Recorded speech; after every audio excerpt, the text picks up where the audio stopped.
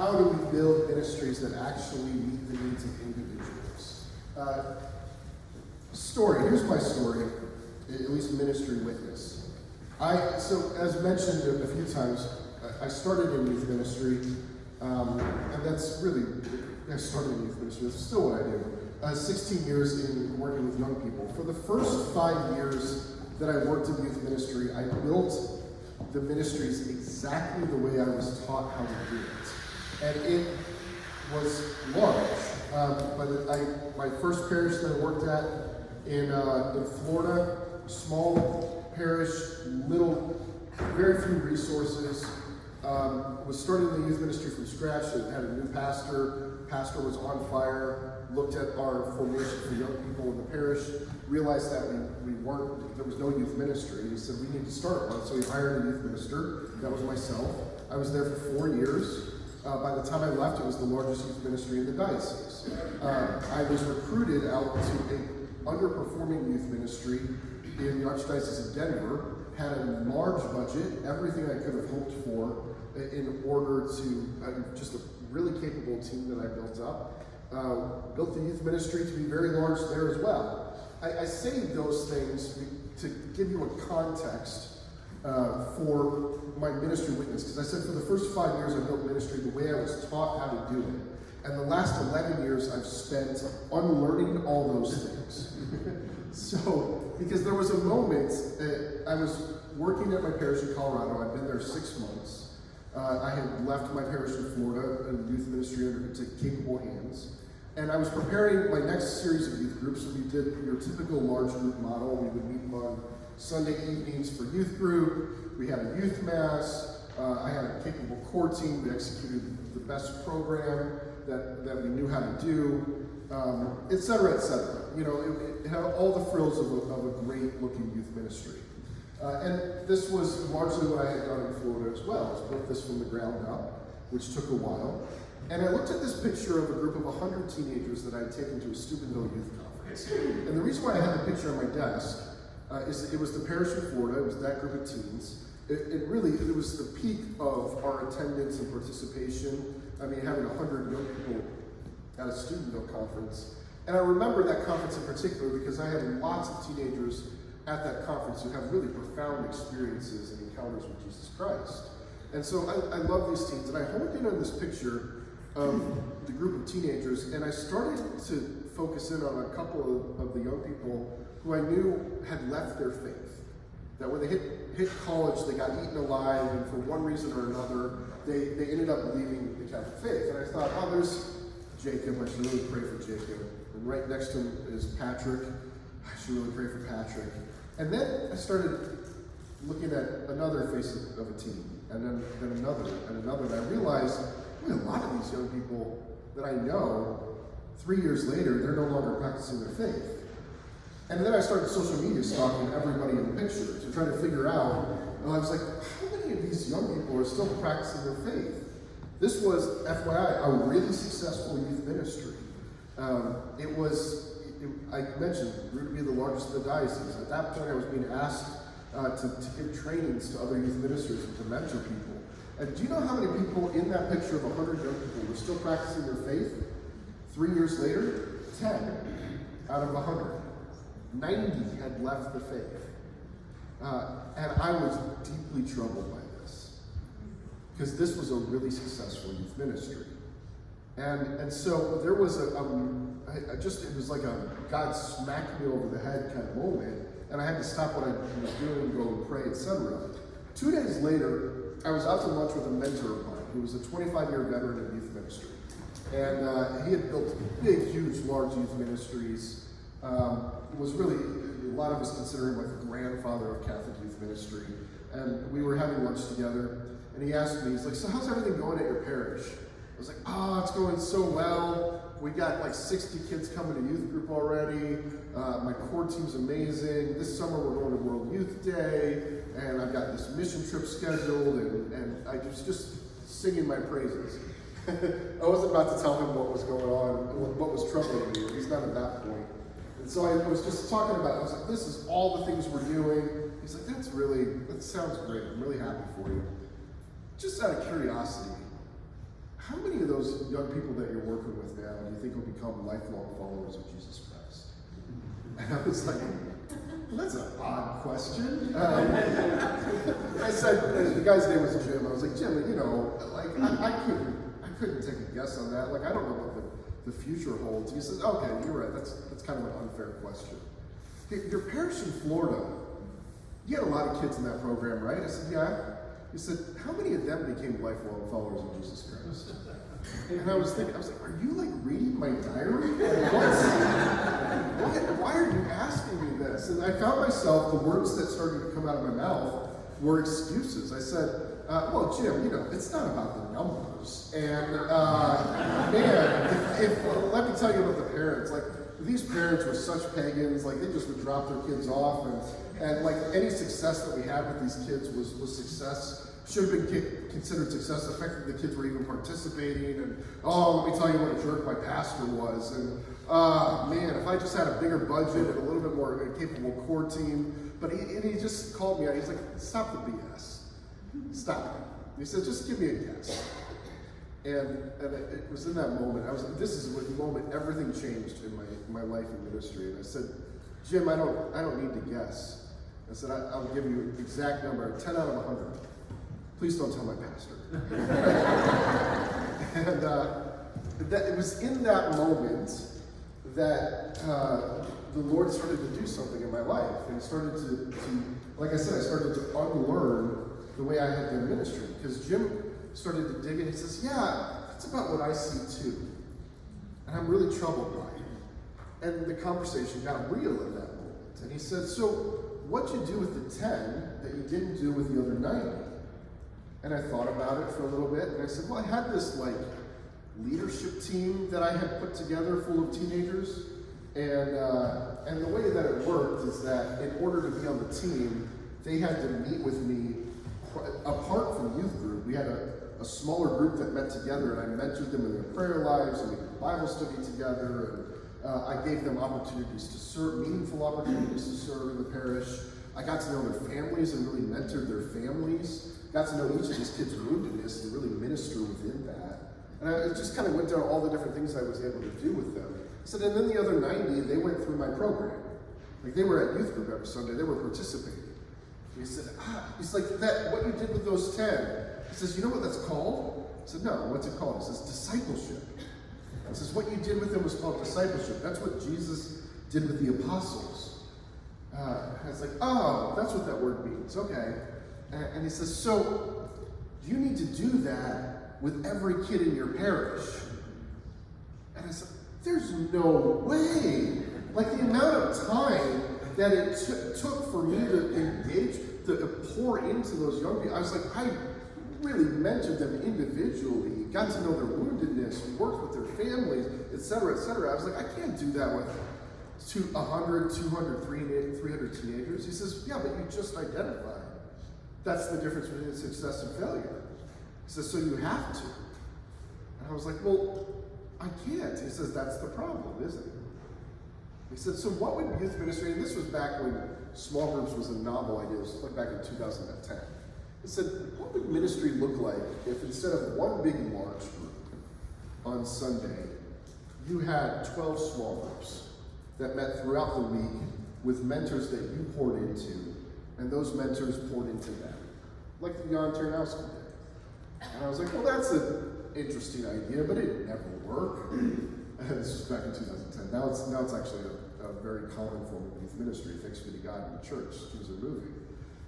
But long story short, I started a couple of small groups that fall, grabbed a few of my best volunteers and said, hey, I want you to work with these kids in a smaller environment, individually, etc. And 2 small groups turned into 4 really quickly because some of my other leaders were like, hey, we want to try this. And what was really interesting too is that those kids who were in small group stopped coming to youth group. And my youth group attendance dropped from like 60 to 20 overnight. And that was never the intention. The intention was to mentor them on top of them going to youth group. And so I was like, this looks really bad. like in terms of my pastor and everything, I was like, it looks like my youth group is falling apart.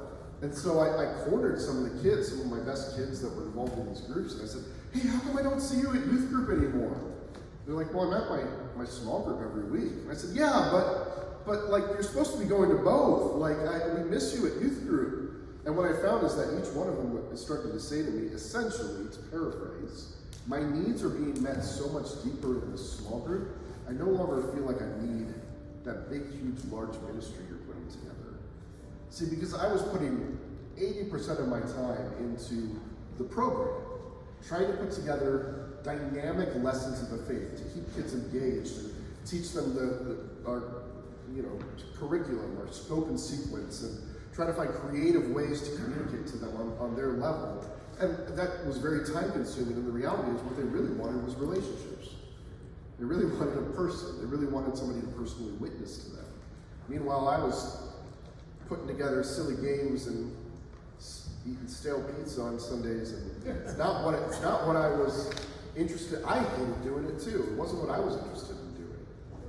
And so next thing I know, more and more teenagers start to say, hey, how can I join one of these small groups that I keep hearing about it from my friend? And we had to start a 5th group, and then a 6th group, and then a 7th group. And by the end of the year, we had 12 small groups going. And we went from having 60 kids at youth group on Sunday to 120 in discipleship. And it grew from there. And I realized, hey, we're on to something. That's kind of my story with small group ministry. For the last 11 years, I've been unlearning how to do the big, dynamic, engaging, entertaining presentation of the faith, and instead teaching people just how to work with a handful of people and multiply from there.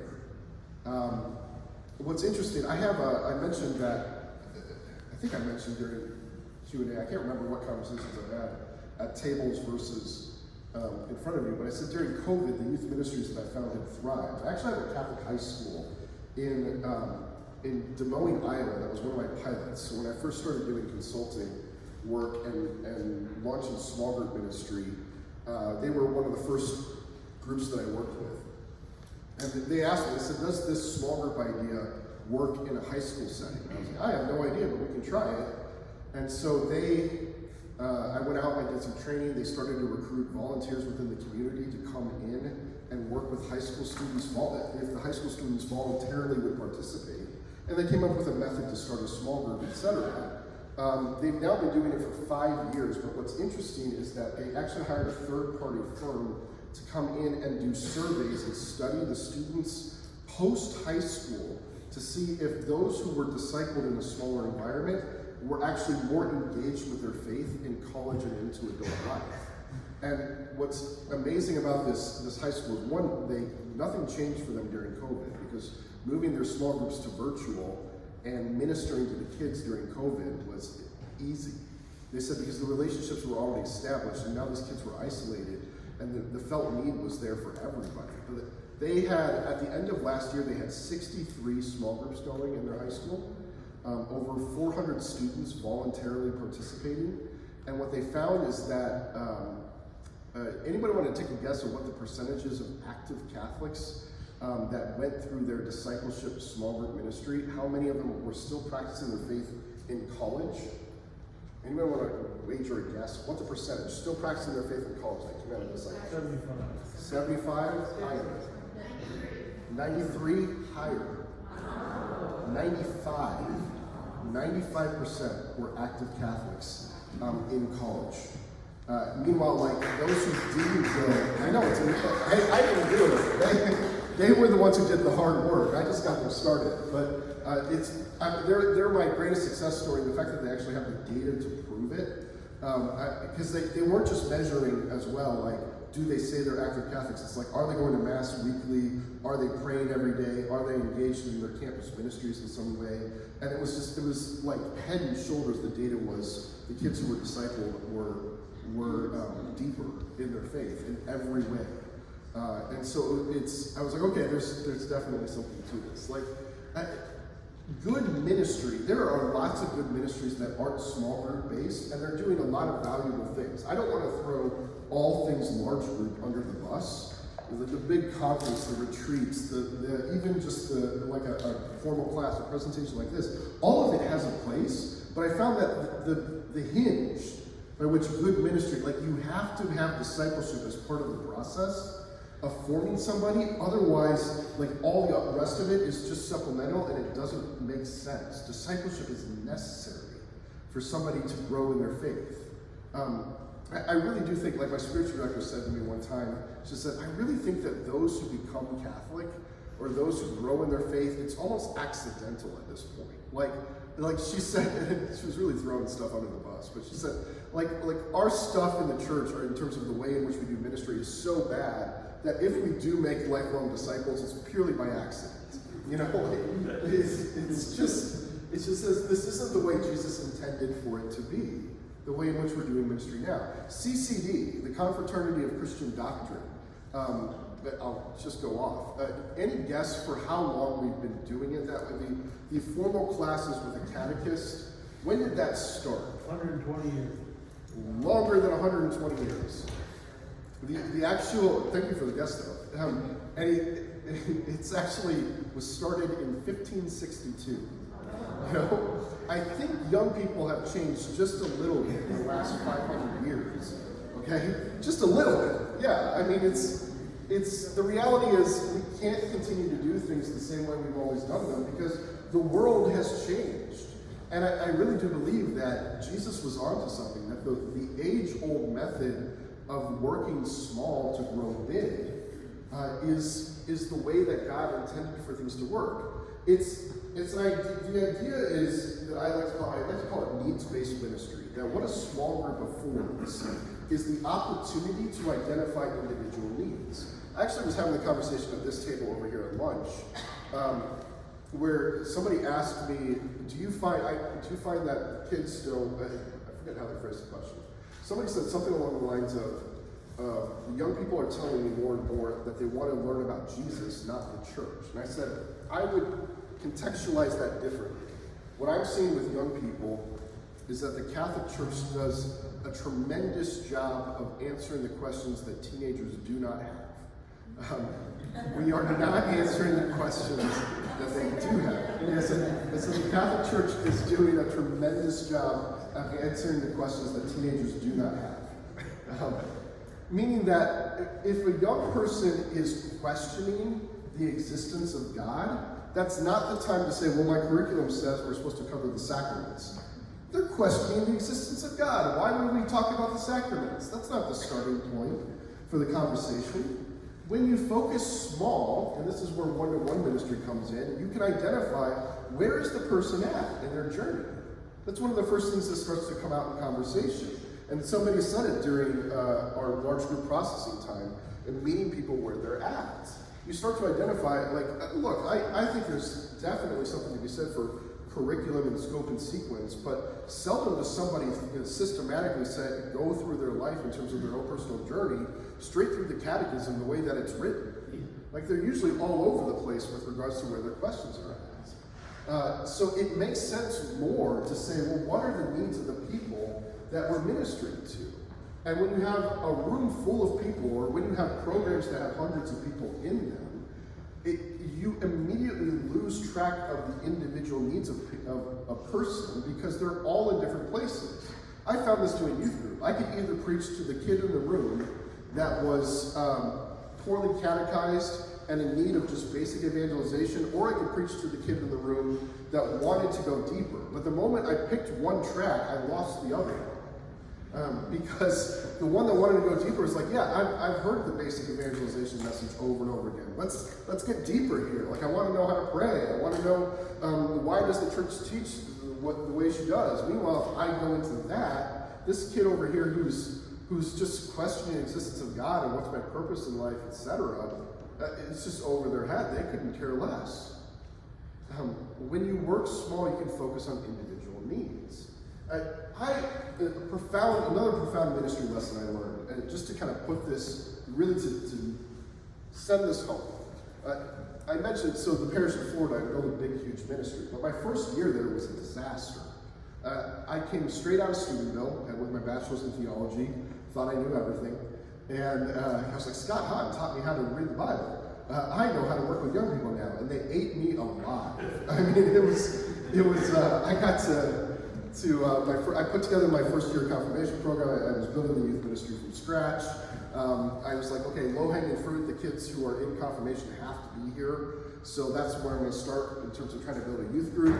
I put together my curriculum, and they couldn't have cared less. And I think really, like, my first year in youth ministry, I had the biggest group of pagans I've ever had. Like, they were the worst sinners I'd ever met in my life. And I was like, man, young people are really screwed up. In 16 years of working in ministry, no, that's not true. It was just this class. Like, terrible kids. And I swear they would throw things at me if I had armed them or something. It was bad. So 3 or 4 months in, I was like ready to quit and ready to resign. And I was like, this is not working. I hate it. They hate it. And I went up to Chicago, which is where our families are from, my wife and I both.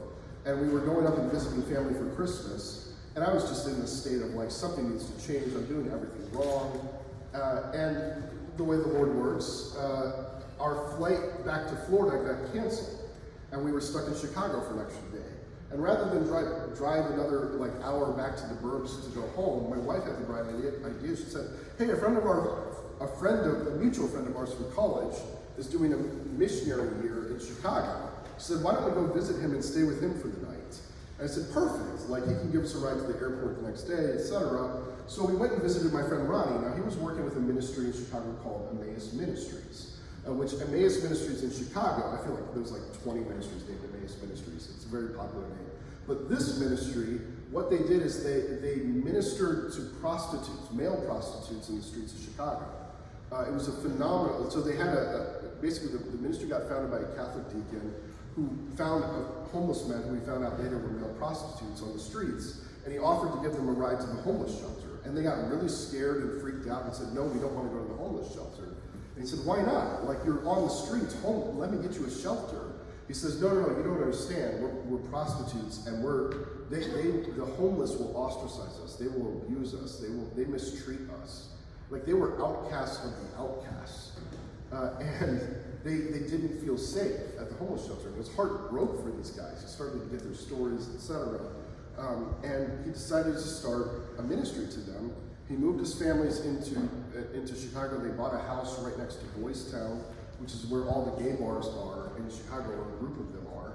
And they started a missionary organization where missionaries would go out into the streets of Chicago at night, form relationships with the men from about 10 p.m. till 4 a.m. They would just build relationships with the guys, talk to them, etc. And the goal was an invitation to the deacon's house where they could get sleep safely, they could have a warm meal. They eventually would try to get them into Bible study, into drug rehab, get them off the streets, rehabilitated, and into and functioning in life.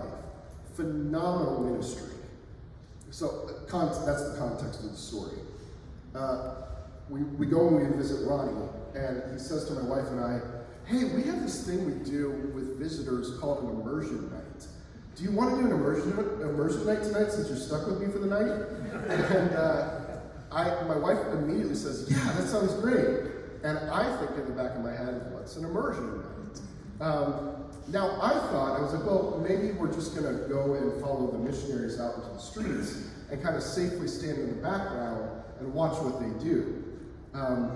So it gets to be about 10 p.m. at night, and Ronnie says, okay, we're going out tonight. And I said to Ronnie, I was like, hey Ronnie, what exactly are we doing on this immersion night? He said, oh, I probably should have told you that. So we're gonna go gay bar hopping. And I was like, what? Wait, what? I'm like, I'm envisioning in my head, like headline of the Chicago Tribune the next day, Catholic youth minister found in gay bar, scandal, you know? It's just, I was like immediately uncomfortable. And I was like, wait, we're doing what? He says, oh, I should probably explain. He says, so we're going to go gay bar hopping, and here are the rules. You're not allowed to talk about God or religion or faith or who you're here with or what you do for a living, unless it just kind of naturally comes up in conversation. He says, and that's what we're doing. I said, well, that just sounds like we're going gay bar hopping. He said, exactly.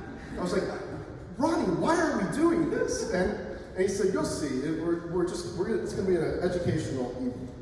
And my wife was like, this sounds like fun. And I'm mortified. So we go to our first gay bar, and I walk in, and I'm immediately uncomfortable. And it just looks like any other bar. But I'm like so uncomfortable. Ronnie, I lean over to Ronnie, I'm like, Ronnie, what do I do? He says, well, I knew you in college. You play pool. There's a pool table over there. Go play a game of pool. And I was like, okay, I can do that. Like, thanks for the script, you know? And meanwhile, so I'm playing a game of pool. I end up playing with some stranger. And my wife and Ronnie, I see go to the back room of the gay bar. And she follows them back there. And I was like, oh my gosh, they're going to the back room of the gay bar. What are they going to do back there? And so I end up following them back there. Do you know what they were doing? It was bingo night. Not what I expected at all. It was bingo night back there. The one thing that was out of place or would have been unusual is that the person calling the numbers was a drag queen, which was actually highly entertaining. And so I end up sitting down and playing bingo, and my guard starts to come down. And I start having a good time. And I go to the bar and I get a drink, and I had a life-changing conversation. And immediately knew what was wrong in my ministries, in my youth ministry. I got into a conversation at the bar with a guy who was a construction worker, and he just started sharing with me about his life. For the life of me, I have no idea what we talked about, but it was life-changing. Because there was this moment that I was just looking at him listening, and I realized, oh, you have struggles in your life just like me. You have a desire to be loved just like me. You're made in the image and likeness of God just like me. You have wounds in your life that you carry just like me. And I know how to minister to this. And I had all these stereotypes in my head about homosexuality, certainly about prostitution, all these different things, stigmas and things that I assumed. And the moment I got into a conversation, I met a person and realized what their needs were. And I was like, I know how to minister to this. And I knew what was wrong with my youth ministry. I said, I immediately put together a program and a curriculum, etc., and I had no idea who it was that I was ministering to. And I went back and I just started to focus in on the relationships with the kids. And sure enough, things started to change. That's the idea behind needs-based ministries. You have to see the needs of the person that you're trying to minister to, first and foremost. I mean, I kid you not, it was life-changing going to that gay bar. By the way, the conversation ended abruptly when he said, so what do you do for a living? I was like, well, I'm a Catholic youth minister, and over there's my wife. You know, like, it was really awkward from there. I was like, oh, there's a reason why we have those rules. So anyway, the short of it is that Abraham Maslow has this theory of psychology known as the hierarchy of needs, where he says that a person doesn't get to a point of self-actualization unless their basic needs are being met. Meaning that, like, instinctually, if your basic needs aren't met, you're going to go after whatever your basic needs are before you get to a point of self-actualization. So according to Maslow, if you were stranded on a deserted island, say your plane crashed, you were the only survivor, you got stranded on a deserted island, Maslow says that your first thought would not be, how do I get off this island? He says that's self-actualization. He says your first thought is, I need food, water, fire, shelter, basic needs. And then once those basic needs are met, you move to the point of self-actualization. How does this apply to ministry? If a person's basic needs are not being met, they're never going to get to a point of saying, I choose to follow Christ. That's a self-actualization step. Their basic needs need to be met first. Why does the church engage in homeless ministry, or in prostitution ministry, or hospital ministry? Why do we build schools and education? Like, what purpose does that serve if our core mission is to make lifelong followers of Jesus Christ? That's the mission Christ gave us. So why are we running schools and hospitals and doing homeless shelters, etc.? Well, there is something to be said for social justice and meeting the needs of a person, etc., that their basic human dignity and the fact that they're made in the image and likeness of God says that they should have a home and shelter, etc. But there's also something to be said for, if you find a homeless man on the side of the road, and you sit down and you start to share the gospel with him, and he's hungry, and you don't feed him, he's not going to be receptive to anything you're saying. Like, his first thought is, I'm hungry. Why are you talking to me about the Bible? I can't eat that. Like, you have to meet the needs of a person first before you share the gospel with them. So, one of the things I love about small group ministry is that it is the best environment to meet people's needs. It's an environment where need-based ministry can happen.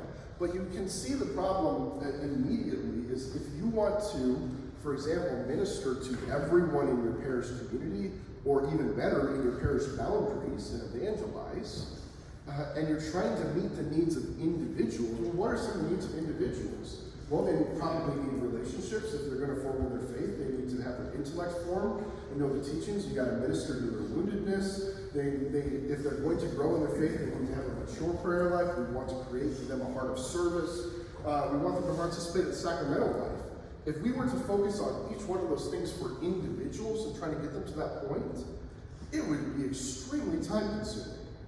Extremely time-consuming to try to walk with somebody in each of those ways. So the only way to do it for a lot of people is to have a lot of people doing it. Evangelization is not the work of the priesthood. Evangelization is the work of all of us. Making disciples is not the goal of the priesthood or only religious. It's all of us. Jesus gave the commandment, the Great Commission, go and make disciples. Go and make disciples of all nations, baptizing them in the name of the Father, the Son, and the Holy Spirit. Go and make disciples. I was at a conference this past summer, and I was doing large group Q&A. It was a conference full of quote-unquote devout Catholics.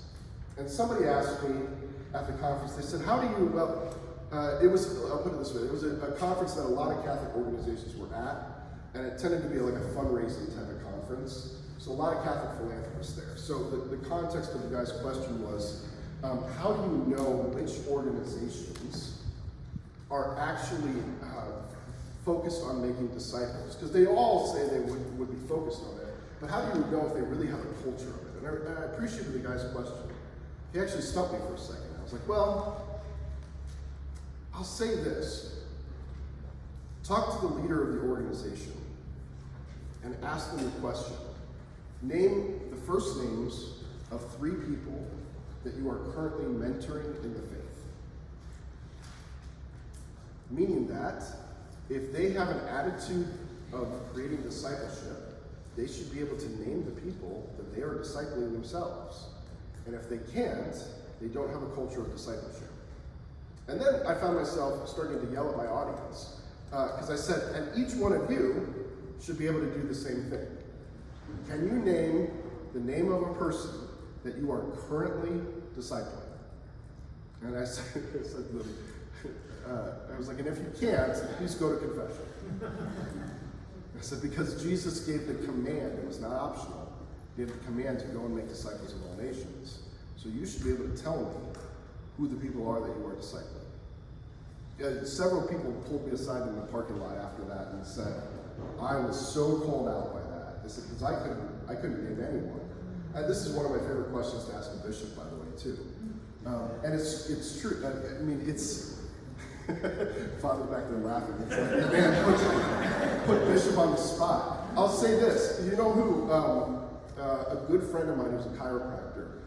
His story, his witness, his testimony is that he was a Taoist. He was like into Eastern religion, and he started going to Catholic Mass because he was dating a girl in the young adult choir. That's the only reason he was at Mass. And Archbishop Chaput, who was the Archbishop of Denver at the time, would frequently celebrate that Mass. And he saw my friend Mario at Mass on a weekly basis, and he pulled him aside and he said, hey, I see you at Mass. And he started to talk to him, etc. And he actually asked Mario, he said, have you ever thought about the priesthood? And Mario said, I'm not even Christian. Like, I think I'd have to be Christian to be a priest, wouldn't I? And he said, wait, you're not even, why are you here every week? He says, I'm dating Therese. And Archbishop Chaput said, come out to lunch with me. And I want to talk to you for a little bit. And they went out to lunch. And they started to talk about his Eastern religious beliefs and all the different things he believed. And Archbishop said, this was fun. Let's do this every week. And Archbishop Chaput met with Mario every single week. And eventually, Mario became a Catholic because of it. He said that what he believed in Eastern religion, he saw that it was all fulfilled within the person of Jesus Christ. That Archbishop just kind of talked him through the next steps in his faith journey. And to this day, they remain very good friends. If an archbishop can find time to meet with a person individually and walk them through the faith, so can all of us. I mean, I don't know too many people who, I'm busy in my life, but I also know the work of priests and bishops, and they're much busier than I am. So, I said that's one of my favorite questions to ask a bishop, but there are bishops who can answer the question here are the names of the people. By the way, I was having a conversation at one of these tables, or with somebody over here, and I said, look, one of the easiest ways to answer that question is you should be able to name your spouse or your children. And if those aren't the first people that come to mind, these are people that I'm actually actively discipling and mentoring. It may be something to take to prayer a little bit. I mean, this is a reality that if we were all doing this, our entire church would be different. Our parish culture would be different. But it takes even just a handful of us to start to change the culture and create that.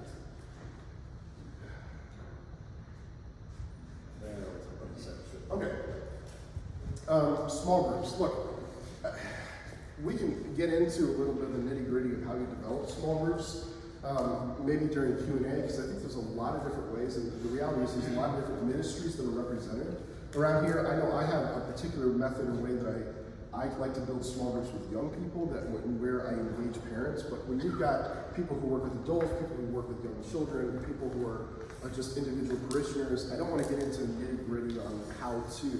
But I do want to talk a little bit about the substance of small groups, because the word discipleship, I mentioned in my first presentation, was this idea of an apprenticeship under the rabbi, and they would learn from his very way of life.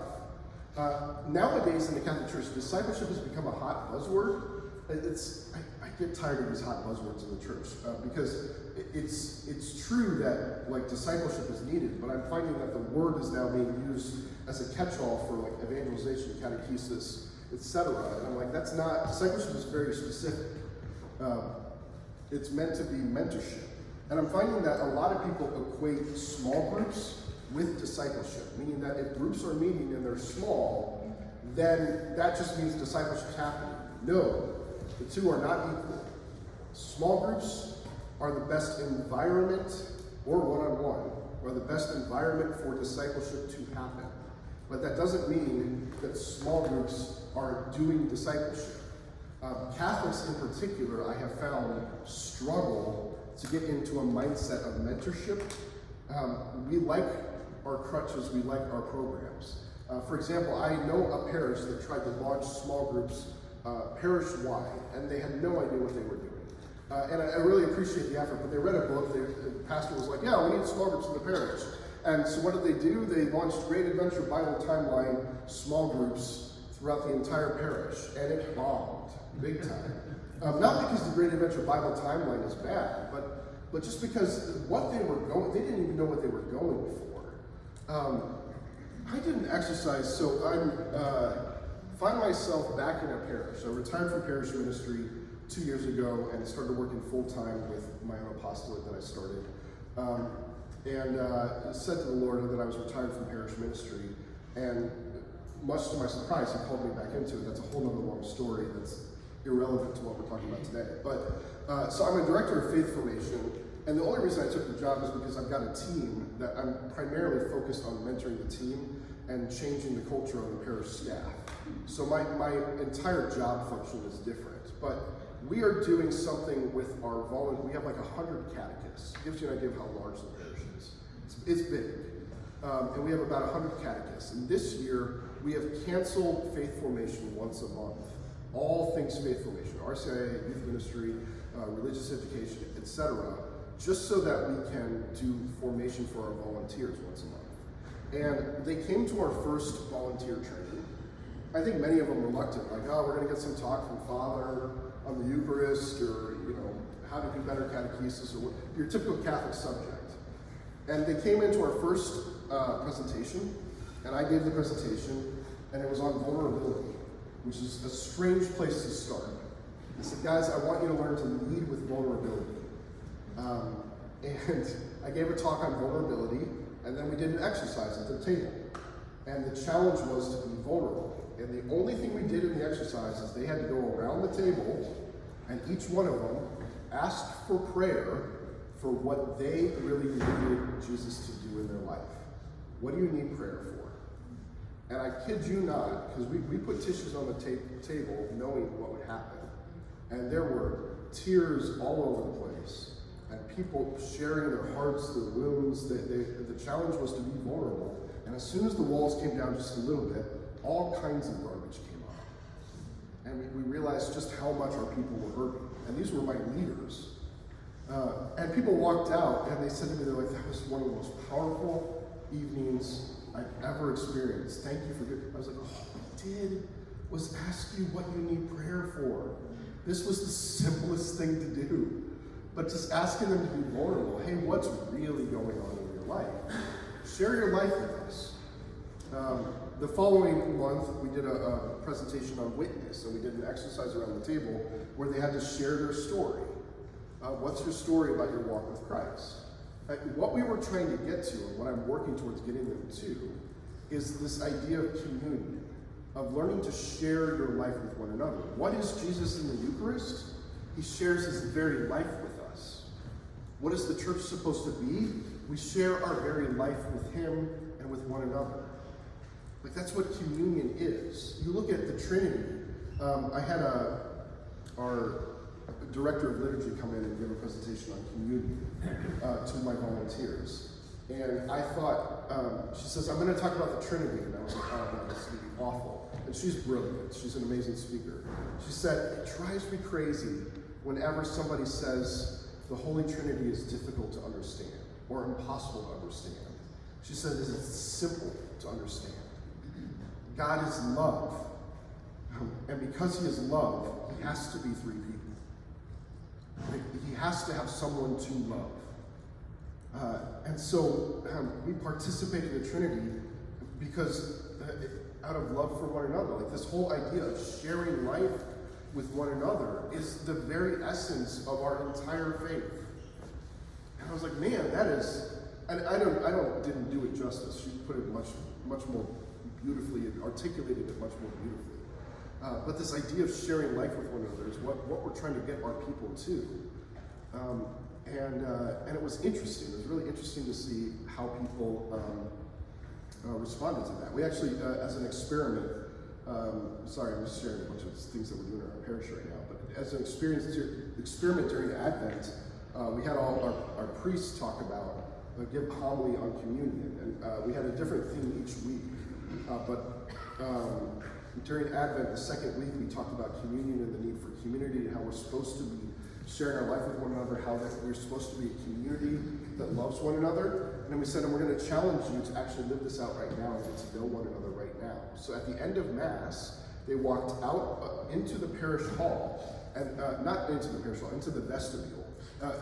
The hall, we knew that if we put what we were going to do in the hall, the parish hall, nobody would go to it because it was too far away.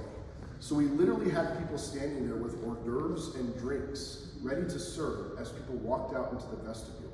And sure enough, people stuck around for an hour and a half and actually were in relationship with one another and got to know one another. And we had many people who said, that was so powerful, that was so amazing. And we're like, all we did was serve food. The difference being is that you were challenged to go deeper, to actually stay and put it right in front of you. So you couldn't help but walk past it.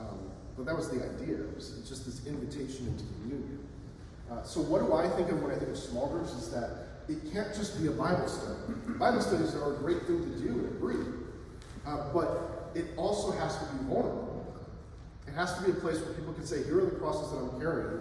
Please help me carry it as well. Second thing about a small group is that it should be a place where people give witness. I mentioned earlier that I do a lot of coffee chats. I do a lot of one-on-one. It's the way I invite people into ministry. It's the way I build my teams. It's the way I get to know parishioners.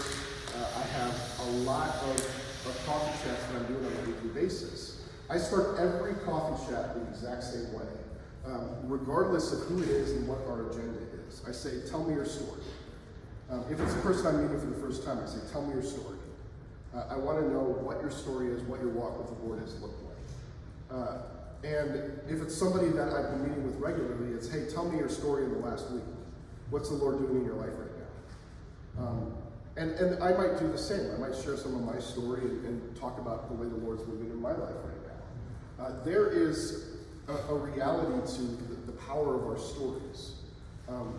You could get the greatest theologian up here giving you a profound teaching on the faith that would blow your mind. And I would argue that somebody's personal testimony and witness is more powerful than what the theologian can do.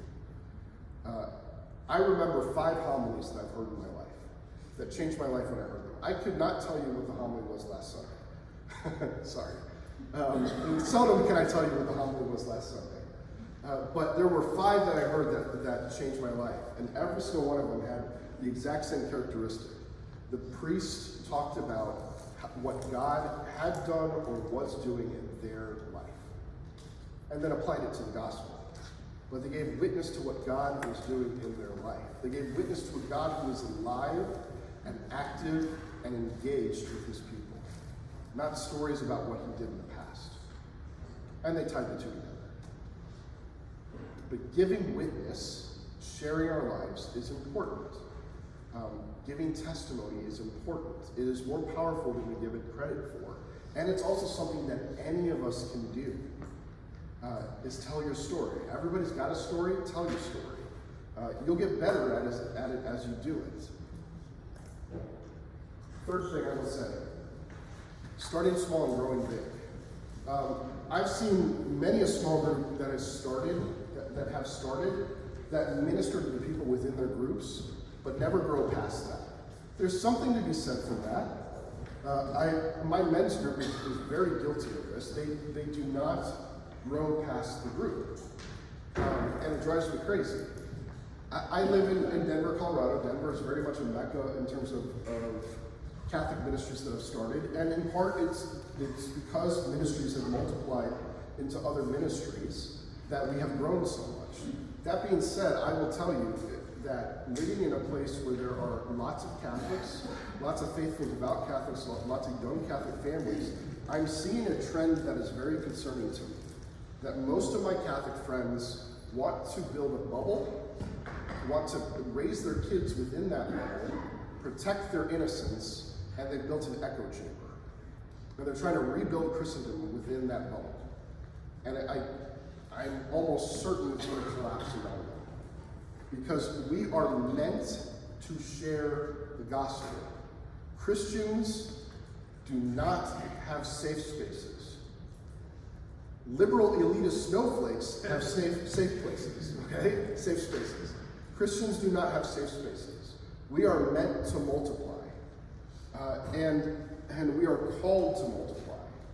It drives me crazy if I go to a Catholic conference and I see all of the Catholic speakers on stage have white hair. And they're the same people that have been on stage speaking for the last 20 years, giving the same presentations. It drives me crazy when I go to my parish and serving pancake breakfast are the Knights of Columbus, and they're all 65 or older. And the Knights of Columbus will tell you, if you ask, why don't you have younger membership, they'll tell you, well, none of the young people have come forward. We keep inviting them. My friend J.M. Boyd, who's a guy who runs this great, he's a very wise guy, he's an entrepreneur, has built companies, etc. And he's a young guy, but he's got a young family.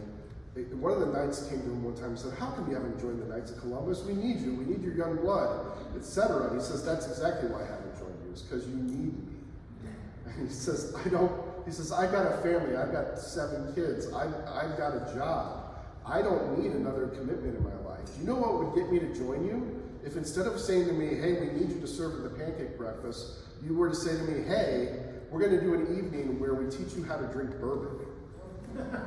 And we'll teach you the finer things in life. Like the older guys will pour into the younger guys. We'll teach you about bourbon. We'll share with you our wisdom. We'll talk to you about what it means to be a husband and father. He says, that would get me to join you guys.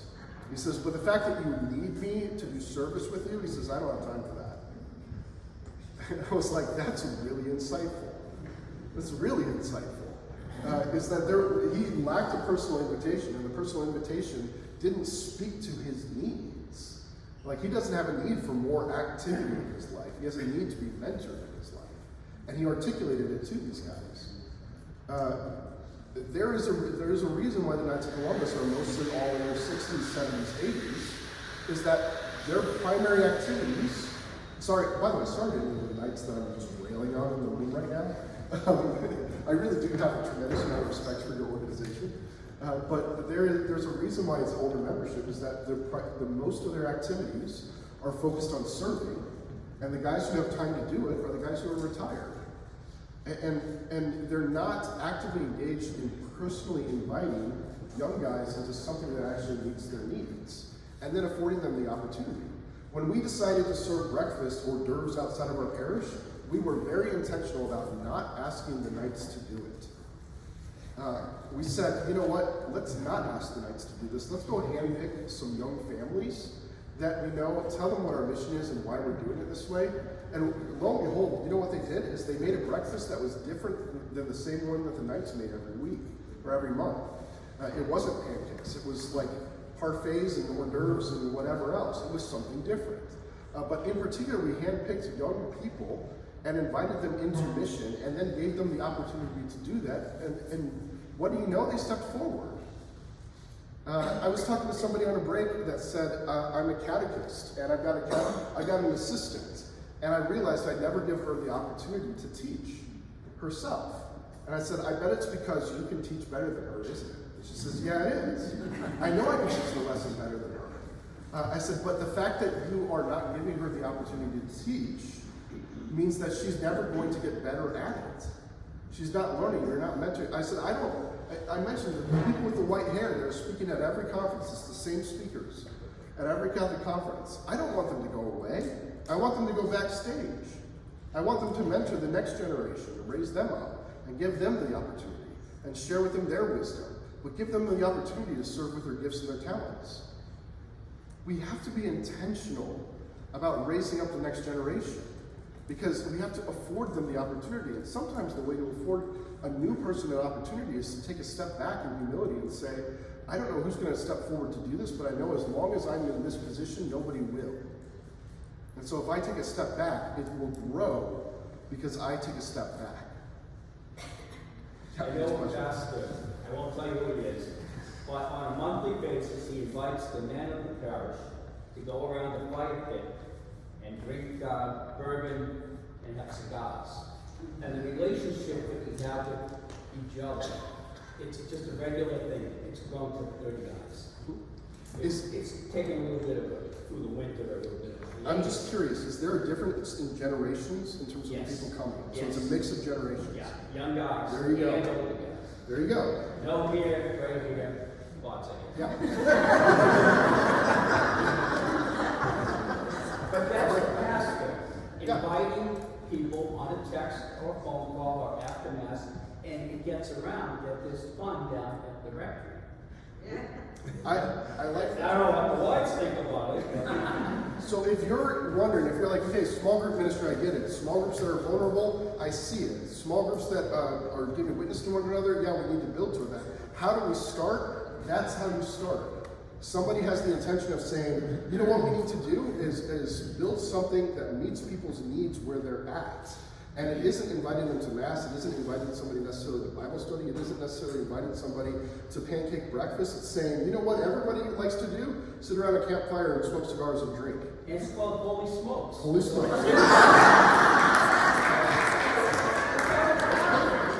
And you start there. And if the pastor has the intent, I guarantee the pastor's got an ulterior motive.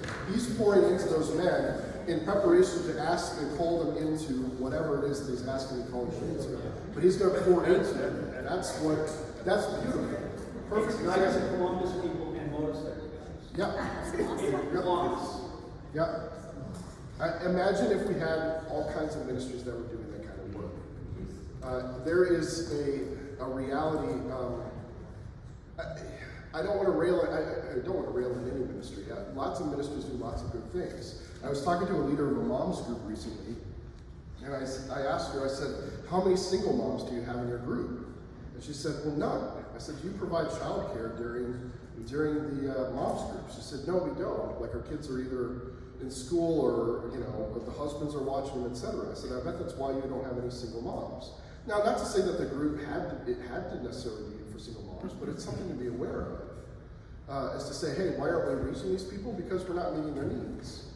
I just recently, as part of the Synod on Synodality, our parish was doing a whole bunch of questionnaires, etc., and surveying what people thought. And the way they had us do it is they had us go to adoration for 15 minutes and just pray through what is God calling you to, or what is God calling you to talk about in the Synod. And then they had listening sessions. And for some reason, I went into prayer, and the only thing I could think about were LGBTQ Catholics, which I was like, I've never thought about LGBTQ Catholics in my life. But I just thought about it, I was like, man, in Denver, we have every ministry that I could possibly think of. That Man Is You, Endow, Life Team, Focus, and anything for anyone. And I was like, if I was a gay Catholic, where would I go? In Denver? Nowhere. And I was like, nobody's ministering to these people. No one's thinking about them. Nobody's engaging with them. Nobody's considering their needs. And I just brought that up. I was like, look, how many parishes are all trying to minister to the exact same kind of person? And as a result, a lot of people are falling through the cracks.